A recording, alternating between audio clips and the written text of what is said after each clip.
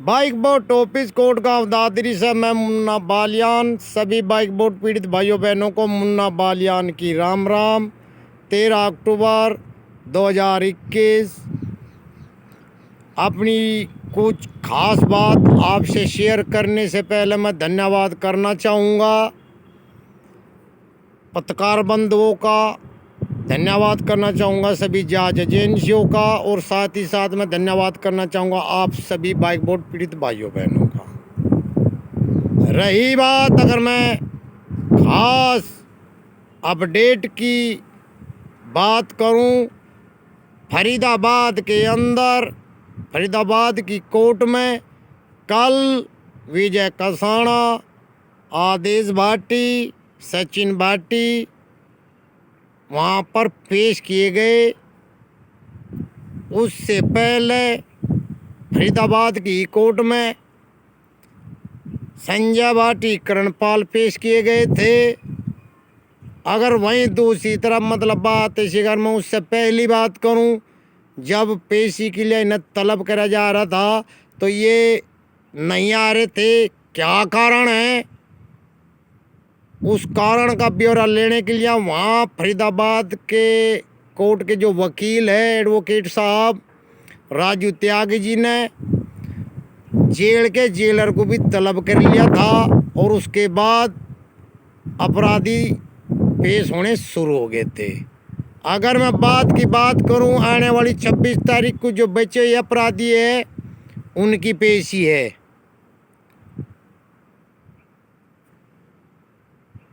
भाई वहाँ के जो वकील है एडवोकेट साहब जो ये कार्रवाई कर रहे, ये काबिल तारीफ की साथ साथ में अगर मैं उनकी तारीफ करूँ तो वह तो बहुत ही कम है, जितनी भी तारीफ करी जाए इतनी ही कम। मगर यह बात मैं आप लोगों को क्यों बता रहा, वे इस तरफ इतनी कार्रवाई पर क्यों लगे हुए है, कोई कारण तो होगा। मतलब बात ऐसी है, वे भी कानूनी कार्रवाई करके घर बैठ सकते थे जैसे हम आप लोग बैठे। क्यों वे तलब कर रहे, क्यों वे अपने मुकदमे में इनको पेश करा रहे, प्रोडक्शन वारंट जारी करा कर कोर्ट के माध्यम से, कोई तो कारण होगा। यह बात या मैं क्यों बता रहा आप लोगों को, कारण है क्योंकि हम लोगों ने कानूनी कार्रवाई तो कर दी, पर मतलब बात है उसके बाद में कार्रवाई करने के बाद में घर बैठ गए, इस तरफ कोई ध्यान नहीं दे रहे। अब तो ये सोच रहे कि भाई कब पैसा मिले, नहीं, हम बहुत बड़ी गलती कर रहे। इसका जीता जागता सबूत दे अम्मा, जीता जागता सबूत है। मैं आपको पहले भी बताया था कि मतलब बात है ये जो ये ठग है अंदर बैठे हुए, ये बहुत बड़ा षड्यंत्र है छिरे। ये अंदर कान्ने जो है जाना मत लेने की फिराक में है। अगर मैं कार्रवाई की बात करूं, उसका दादियों ने फायदा भी उठा लिया। पहला, वेनिस मॉल का जो मालिक है मोंटी वसीम, उसने सुप्रीम कोर्ट से जनामत लेकर वो बाहर आ गया। क्या हम लोगों को पता नहीं लगा, सत्य है। वहीं दूसरी तरफ दिनेश पांडे सुप्रीम कोर्ट से जनामत ले चुका, हम लोगों को पता लगा नहीं लगा।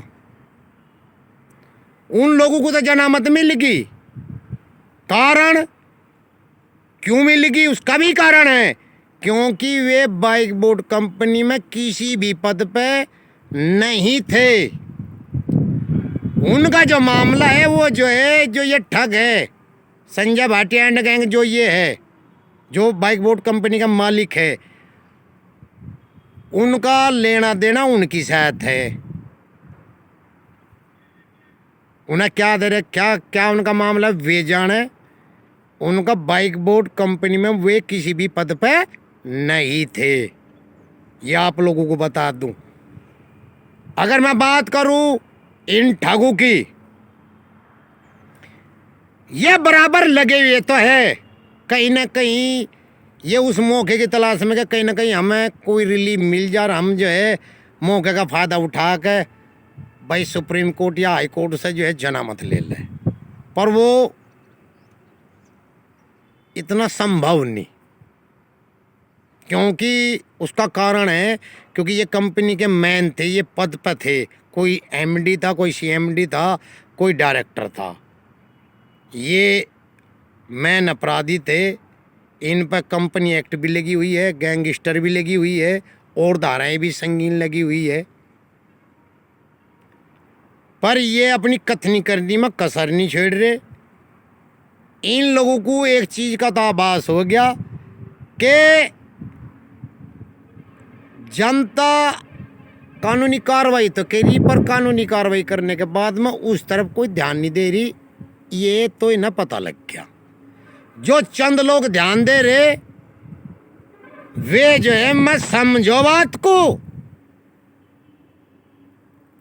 उन्हीं उनके मामलों को गंभीरता से भी ले रहे, या बाद में इसीलिए बता रहा आपको, इसलिए मैं आप लोगों को बताया दूं भाई थोड़ा सा जो खुद ना पता हो तो दूसरों से सीख ले रहे। जो फरीदाबाद के एडवोकेट साहब है राजू त्यागी जी, जो आए दिन इन्हें अपने मुकदमे में तलब कर रहे, क्यों कर रहे इसका कोई कारण तो होगा। कारण ये है कि जब हम इन पर कानूनी दबाव डाल लेंगे, जितना डाल देंगे, इन्हें मजबूर होकर पैसा देना पड़ेगा।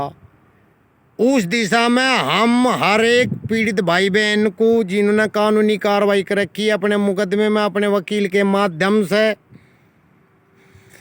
कोर्ट से प्रोटेक्शन वारंट जारी करा के इन्हें तलब करो, पेश करो, इन पर दबाव बनाओ अपने पैसे के लिए।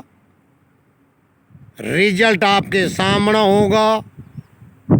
या तो बात रही भाई जिन्होंने कानूनी कार्रवाई कर रखी उनके लिए, रही बात वहीं दूसरी तरफ मेरी कोर्ट से हाथ जोड़ के बारंबार प्रार्थना है, आग्रह है, अपील है, इन ठगों की जितनी भी प्रॉपर्टी या इनके जितने भी वाहन जांच एजेंसियों ने जब्त कर लिए,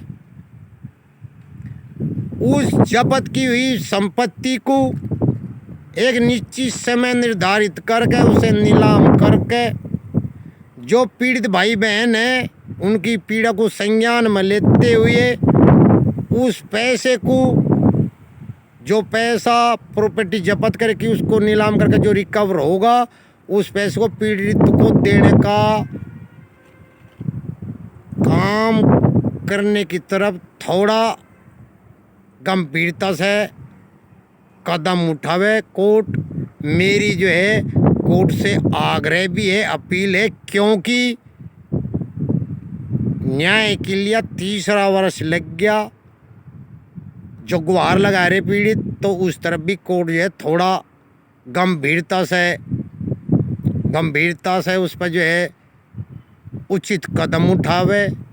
वहीं दूसरी तरफ मतलब बात है जिन भाइयों बहनों ने अपनी कानूनी कार्रवाई नहीं कर रखी, भाई उनकी भलाई के लिए बताओ, भले आदमी अब भी समय है, अपनी कानूनी कार्रवाई कर लो, अन्यथा पछताओगे, पूरी ज़िंदगी पछताओगे, कुछ नहीं बचने का पछताने के सिवा, क्योंकि पैसा जो भी मिलेगा वो कोर्ट के माध्यम से मिलेगा और वो उन्हीं लोगों को मिलेगा जिसका ब्यौरा कोर्ट को। भले आदमियों, आप बुद्धिजीव हो, अपने अच्छे बुरे का खुद निर्णय ले सकते हो।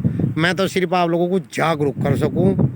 इन्हीं बातों के साथ मैं अपनी वाणी को मैं विराम देता हूं। सभी भाइयों को जय हिंद, जय भारत, जय माता दी।